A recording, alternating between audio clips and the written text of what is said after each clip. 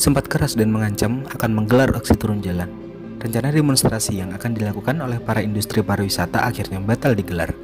Sebaliknya, atas rencana itu, mereka sepakat untuk mengurungkan niat dan sepakat dengan pemerintah. Ketua PHRI Badung sekaligus Ketua BPBD Badung, I Gusti Ngurah Agung Rai Suryawijaya mengatakan untuk aksi demonstrasi yang diwacanakan oleh komponen industri pariwisata tersebut dianggap kurang tetap. Demo bukan solusi, itu akan mencoreng citra pariwisata, katanya di Denpasar pada Selasa 21 Desember 2021. Baginya, untuk menarik wisatawan, Bali saat ini harus menciptakan suasana damai dan aman, sehingga para wisatawan tersebut datang ke Bali. Kita ciptakan Bali yang kondusif sehingga wisatawan datang, Bali punya taksu yang luar biasa, sebutnya. Sebelumnya, pihak industri pariwisata di Bali sempat melakukan rapat mengenai perkembangan pariwisata Bali. Salah satu yang mencuat adalah bakal ada rencana aksi bila tak ada perubahan. Namun, hal itu kemudian berubah. 2 hari setelah komponen industri pariwisata ini rapat, mereka kemudian dipanggil oleh Gubernur Bali, Wayan Koster. Hal tersebut disampaikan I Gusti Ngurah Rai Suryawijaya selaku Wakil Ketua Bidang Budaya Lingkungan dan Humas Badan Pengurus Daerah PHRI, Bali, Selasa, 21 Desember 2021.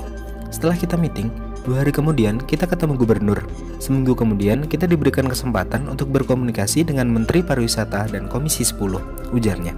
Baginya, pertemuan antara PHRI dengan pemerintah tersebut dianggap sebagai bentuk penyamaan persepsi antara para industri pariwisata dengan gubernur dan pihak pusat. Artinya, rencana demo itu batal. Jadi, sebelum pertemuan ini persepsi kita semakin sama dengan mereka, pemerintah, di mana Pak Gubernur akan berjuang ke pusat. Begitu juga dengan Pak Menteri, ini bukan masalah demo, tukasnya.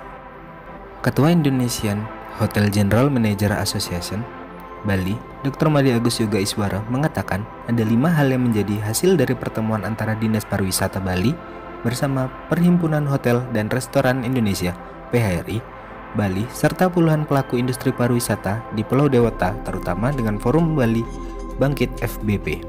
Pertama adalah kebijakan visanya. Visanya sementara ini masih menggunakan Essential Business Visa, bukan via Tourist Visa atau VOA. Kemudian yang kedua itu ada kebijakan karantina.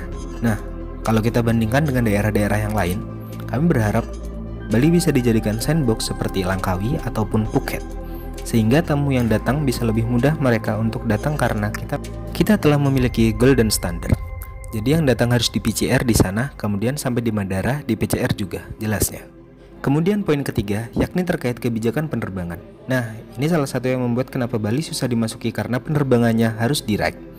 Kami berharap ada kebijakan fleksibilitas untuk transit juga untuk ke Bali. Kemudian yang keempat, itu list negara yang 19 ini belum ketemu dengan pola yang ada. Jadi ada negara yang low risk ingin ke Bali, tetapi regulasinya tidak mengizinkan. Contohnya, Australia. Ada reciprocal yang belum ketemu, sebutnya. Kemudian yang terakhir itu kebijakan asuransi yang jumlahnya sekarang ini mencapai harus coverage-nya harus 100.000 US dollar atau hampir 1,5 miliar.